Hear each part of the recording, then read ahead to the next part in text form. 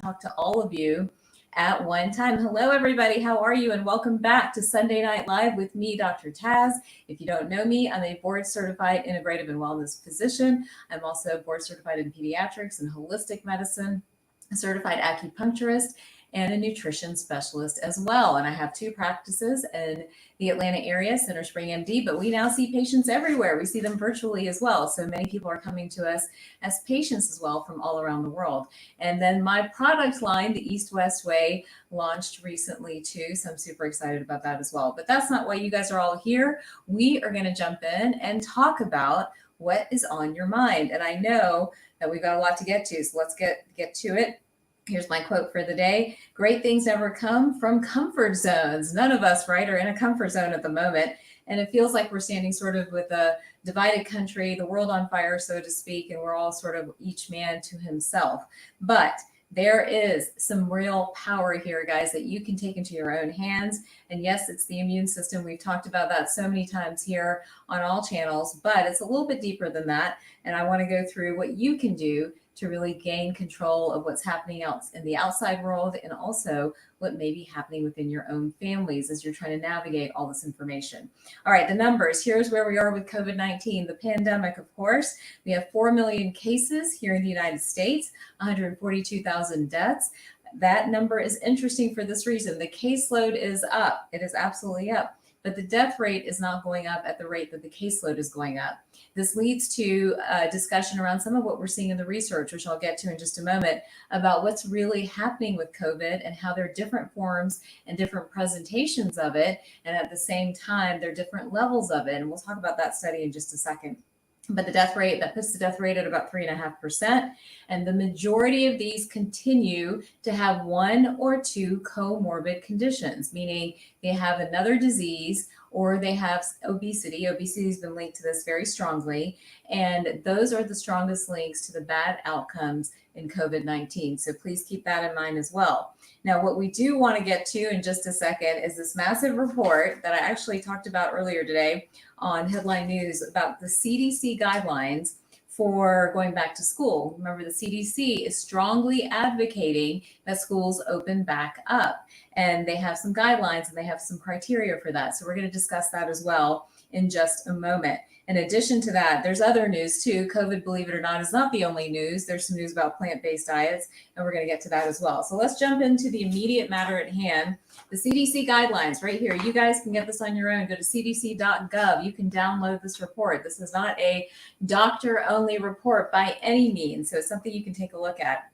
But the case in point is here that it is critical that schools reopen in the fall. There are a number of reasons for this, and they talk about the critical roles that schools play in children, and they cite some of the reasons, including social and emotional learning, the fact that schools, for some of the most vulnerable populations, are actually a place of safety, a place of food security, and actually a place where they can continue to learn and feel supported. It is critical, they say, that when schools get back into session, that they have that support. And in children, symptoms of COVID are a little bit different, and the presentation of COVID is also different. So let me run through some of the key findings in the CDC report. And here's some of what they recommend. First of all, you have to look at some best practices when you're reopening your schools. So we're going to come back to, let me save that actually for later. Let's just talk about what we are seeing in kids, because I think that's on a lot of parents' minds and it's on everyone's minds about what are we going to do about our children. So first of all, here are the most common symptoms in kids: fever, headache, sore throat, cough, fatigue, nausea, vomiting, and diarrhea. Those are our most common symptoms in children. However, out of the 95% of reported COVID cases, only 5% are in children. So we don't have a high rate necessarily in children. Further, they go on to talk about how kid-to-kid transmission is very rare, as is kid-to-adult transmission. And they talk about the multi-system inflammatory disorder cluster in kids that we had seen in both New York and I believe it was in Italy as well. Most of those children recovered. Actually, they're saying, yeah, the majority of those children recovered as well. So that's the status of COVID and kids. Now, what do we need to do to reopen schools? So there are some basic principles, and they've actually outlined this into steps. So, if there's just a mild amount of COVID in the community, and they base all these recommendations, by the way, on how much of an outbreak there is within the community. So if the outbreak within the community is mild, not substantial, then schools should reopen with the proper measures. Those measures include hand hygiene, proper social distancing, and then wearing masks, and an attempt to cohort. And I don't know if you guys know what cohort or potting is, but that essentially is where groups of kids kind of stick together, and either the teacher rotates in and out of the room, or the kids themselves just rotate together throughout a classroom. It's also calls for evaluating whether certain activities where you can't have like social distancing, whether those need to continue to be in place. After that, if there is more outbreak in the community, well, then schools still need to reopen, but with stricter guidelines like staggered openings, staggered schedules, maybe not everybody coming in on the same day. And again, that hybrid model that some places are adopting. And then if there's a substantial amount of COVID in the school, or in the community, excuse me, then they do recommend reevaluating, looking at the caseload within the school, temporary shutdown, but then reopening in a couple of weeks. So, when we look at this and we compare it to what many of the school systems have done across the country, it's just this sort of, split personality or yo-yo effect that I think leaves parents just scrambling, right? Just completely scrambling. And the reason I posted about mom fatigue today is because virtual school and trying to work and homeschool is just it's just a nightmare, no matter what the age of your kids are. And so I think that for many of us as moms and dads and parents taking care of families, what's coming up ahead for the next 8 to 10 weeks is asking a lot of us, but we need to be prepared, right? So understanding how to take care of yourself so that you don't become the statistics, and how to really, guard your own health, I think is incredibly important. So that's something to keep in mind there for sure. Schools, again, they're saying, they do mention how did other countries open? Internationally, schools have responded to COVID-19 using a variety of approaches, and the majority of schools have opened. For example, in China, Denmark, Norway, Singapore, and Taiwan, they all require temperature checks at school entry. Most countries change the way they operate to reduce class size, increase physical distance between students, keep them in those design groups or cohorts that we just talked about. And they do say this, that when schools go back in session in any country, there is absolutely an increase in the caseload. So yes, that happens for sure, but there isn't necessarily an increase in mortality and morbidity, which is the key issue there.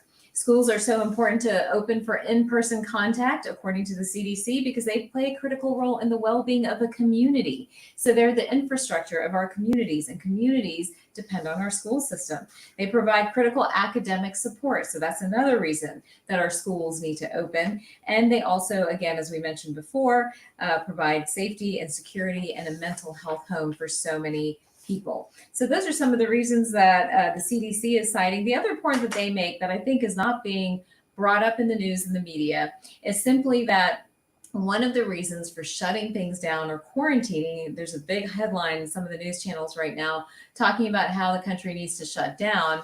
Well, one of the reasons that you make that decision, if the healthcare capacity of a community cannot handle the outbreak.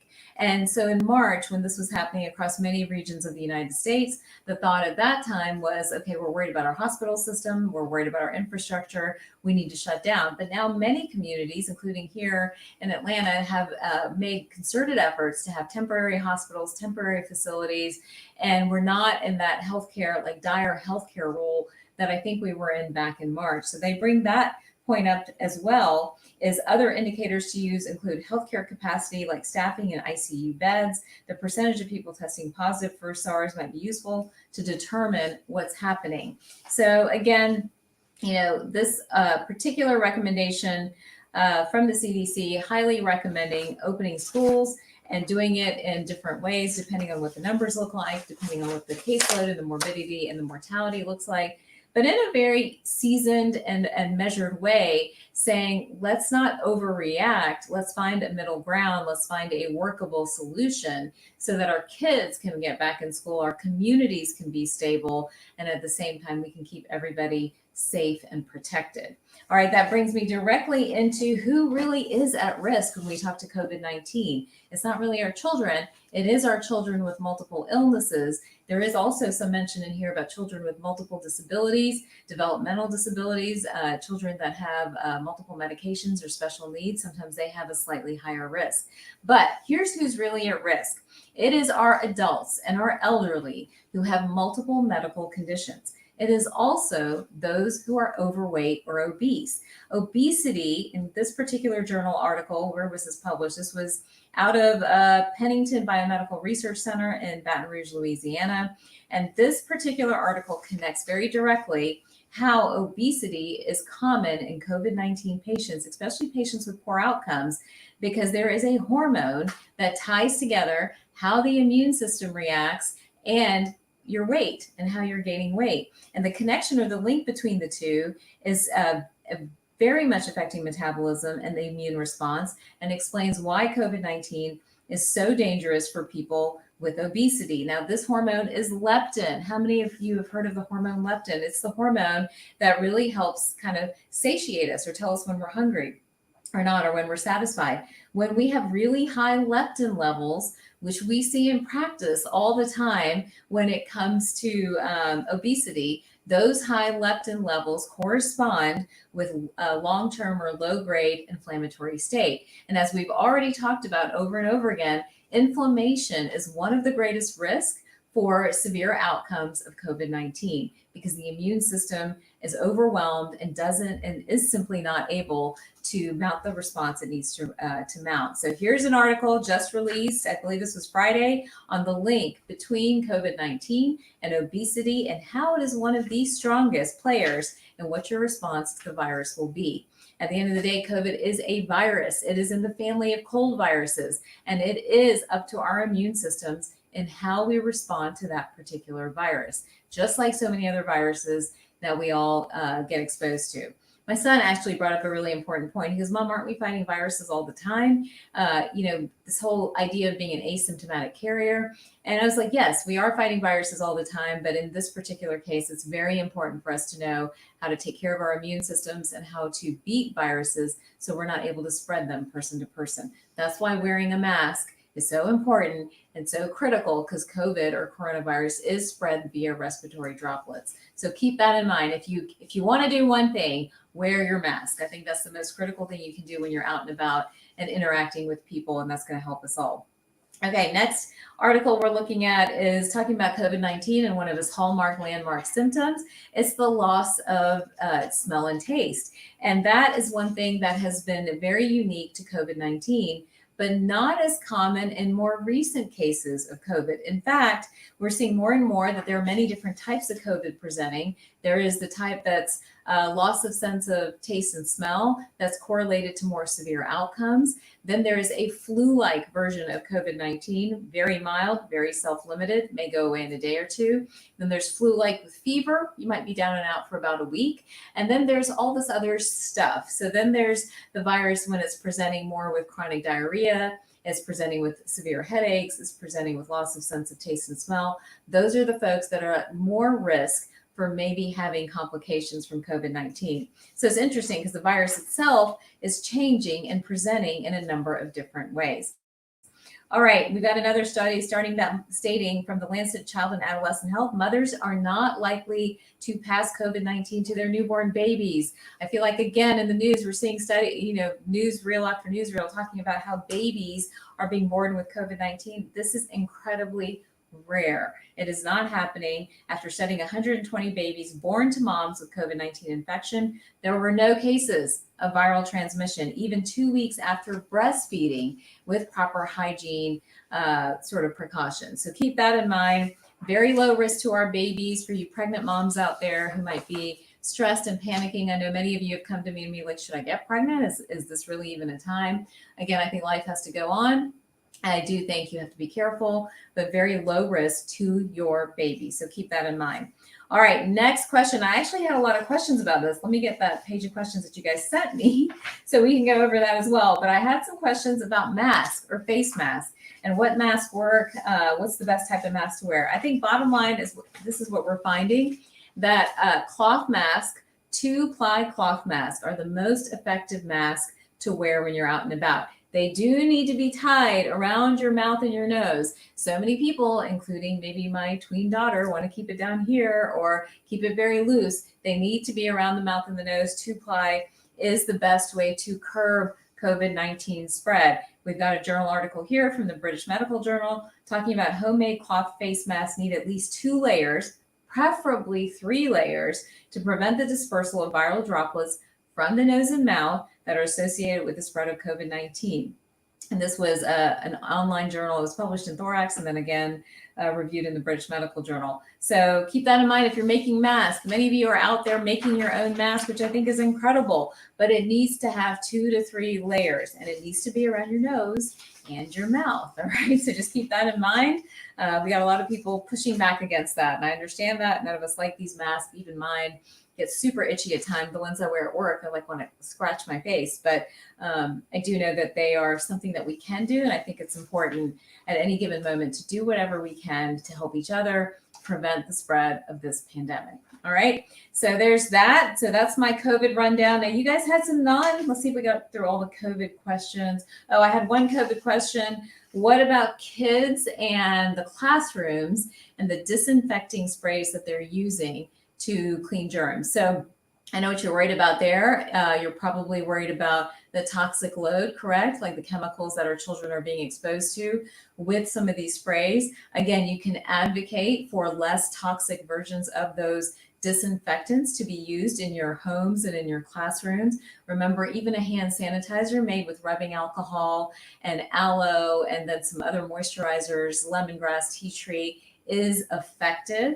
I don't think a lot of the additional chemicals are necessary. And again, I posted a video a day or two ago talking about the FDA and the recall of hand sanitizers. They were putting methanol or wood alcohol in many of the hand sanitizers, and that in turn was getting absorbed into the bloodstream and causing blindness and all kinds of other symptoms as well. So when it comes to cleaning, remember you can clean with basic, very minimally toxic ingredients. So you may want to ask what your schools or your classrooms are using. You want to use air purifiers that help to clean and recycle the air. That's something that we're doing in practice, and that should probably be done, I think, even in the classroom setting. And then again, what you are doing personally makes a big difference as well. And then remember, your kids are probably going to be wearing masks, and so they're not necessarily going to be inhaling a lot of that toxic chemical, the one plus of a mask. Oh yeah, there was another question about what do I think about our kids wearing masks all day? Unfortunately, this is the time they're in, right? I mean, we think back to generations before and the sacrifices they made. I think this is a time that we're in, and we're not used to having to sacrifice our comfort, and our children certainly are not used to it. They have really a much better, they've not experienced a lot of physical discomfort for the most part. So I think it's just a lesson we're going to have to teach them. Just between us, though, you don't need to go running and tell them, but the kids at highest risk are your adolescents. But the adolescents that are getting it are typically asymptomatic. So the little babies and the toddlers and the elementary school age children, we're not seeing a lot in those kids. We're seeing more in the adolescent community, but they're usually asymptomatic, or when they get it, it's a very mild self-limited illness. So keep that in mind as well.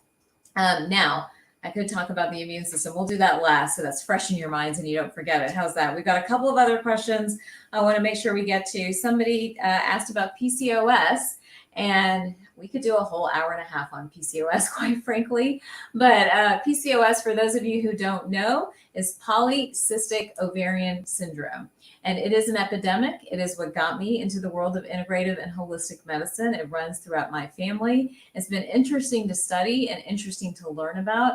But being so aware of it and so hypersensitive to it, I see it just over and over again in practice. It is crazy. It is absolutely crazy. But here's what it does. It's historically known to cause weight gain, to cause hair loss, to cause cysts, and usually, acne cysts, and usually you have cysts on your ovaries as well. However, there are all these different versions of PCOS, and there's a version where your insulin levels are high, or just your androgens, the hormones that make you lose hair, are high, or you don't have any of that, you just have the cyst on the ovaries. But it's a complicated web, is the best thing I can say about PCOS. And everyone's PCOS story is, at the end of the day, their own. But if you wanted one place to begin and start when it comes to PCOS or polycystic ovarian syndrome, the place to begin and start is your gut. Because almost 85% of my PCOS patients either have a gluten intolerance or they have yeast overload, one of the two. So if you want one place to start, start there, clean up the gut, find your food intolerances, get on the right diet for you.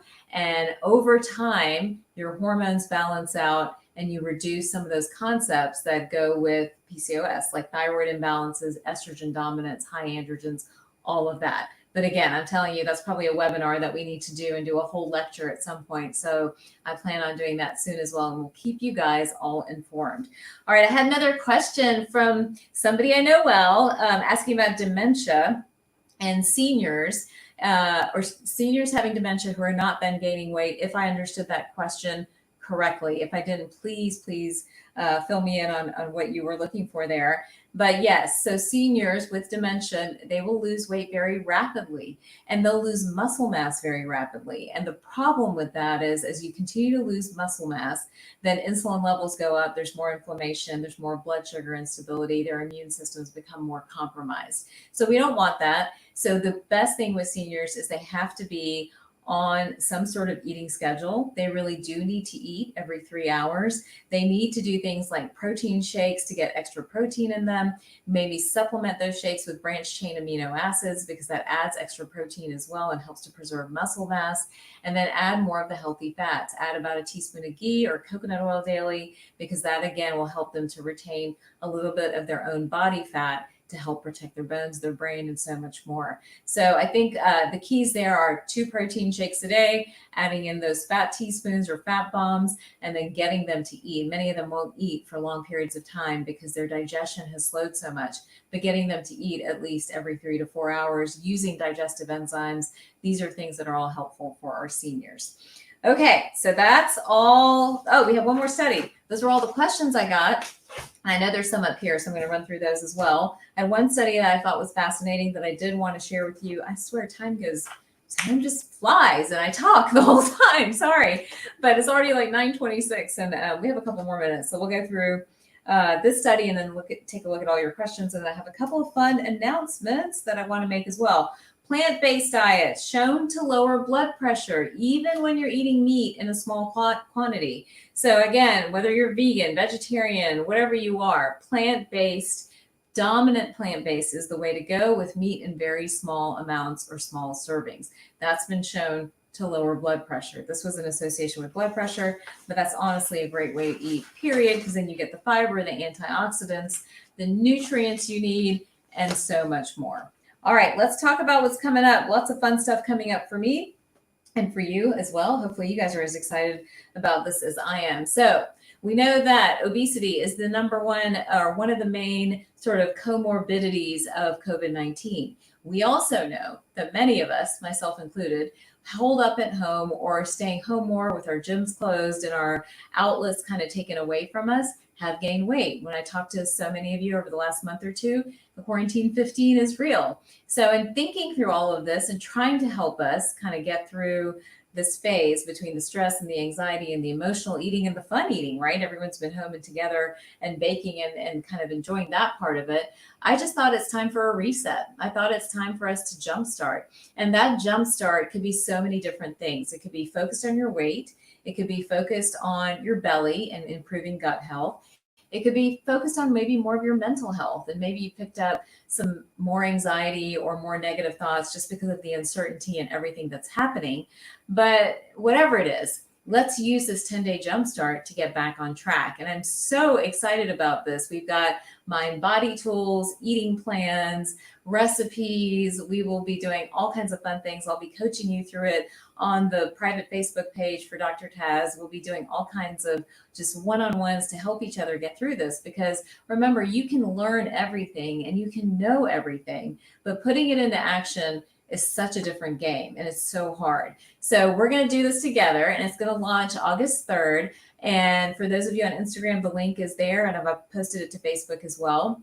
You just have to jump onto that link, go ahead and sign up. We have some giveaways too. We'll be doing 3 giveaways, which will be one-on-one consults with me. So sign up for that. But we will start August 3rd. But I want you guys ready with everything that you need so that we can jump in kind of full force ahead on August 3rd. And we'll be checking in here on 8:30 every night to see how you guys are all doing on our jumpstart. And everybody may have a different jumpstart goal. It may be losing weight, losing inches, or it might be just changing your attitude or your habits or whatever has developed over time.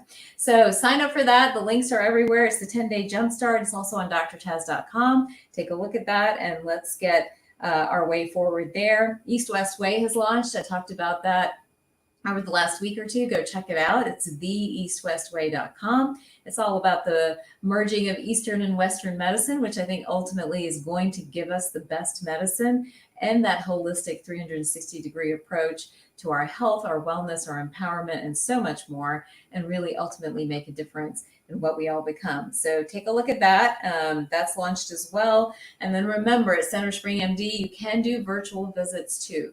So you just have to go to centerspringmd.com if you're not in the Atlanta area, and we are doing virtual visits. So we're getting to connect with people all over the world. It's been wonderful and one of my dreams. So thank you all for your continued support over all of this time. I know we've been in a really challenging time. Let me see if I can take a couple more questions before I jump off. Let's see what we got. Got lots of comments. Let's see if there's anything. I don't think you guys have that many questions. Let's see here. I thought I missed one. Oh, you guys are sweet. Lots of nice comments. If the school would open, the kids would be able to play at the playground or not. Again, I think it's going to be cohorting.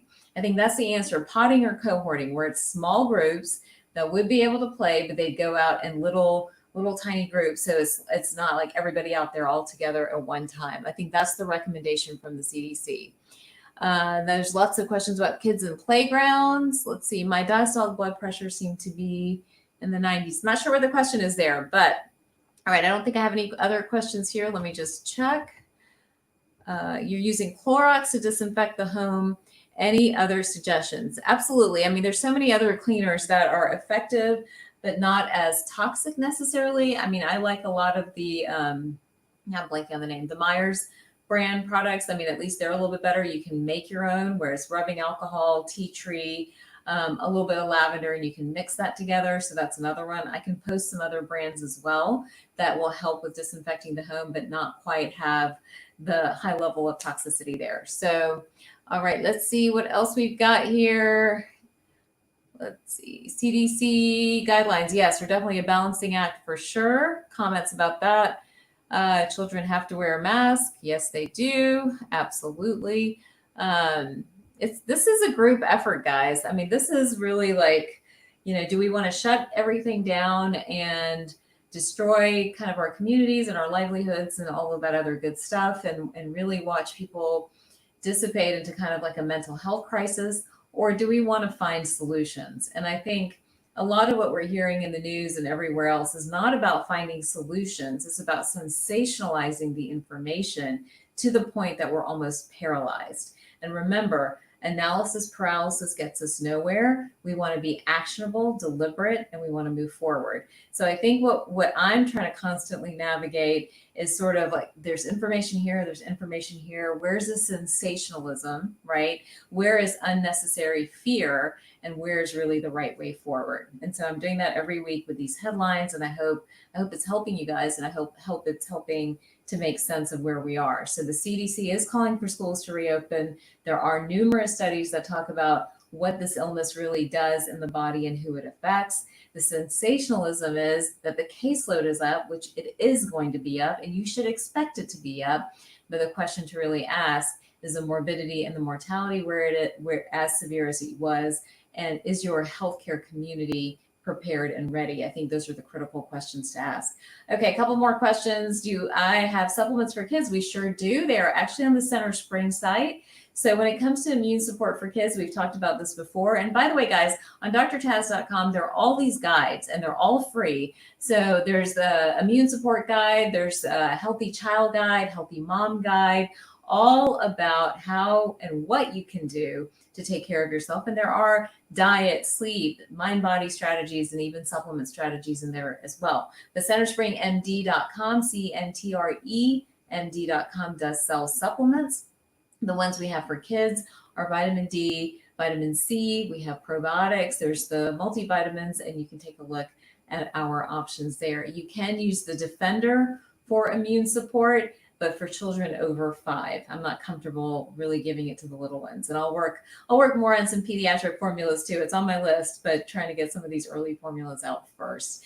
How do you feel about using a sauna to boost immunity? So saunas help detox us for sure, but they're only going to do as much good depending on how your root is doing. And the root, remember, is going to be the gut, because about 80%, 85%, 75%, depending on who you talk to, of your digestive system is based, of your immune system is based in the gut. So keep that in mind. So a sauna is additive, it's helpful, but you've got to get that gut nutrition immune sort of triangle where it needs to be to have really good immunity. And again, good T cell mediated responses.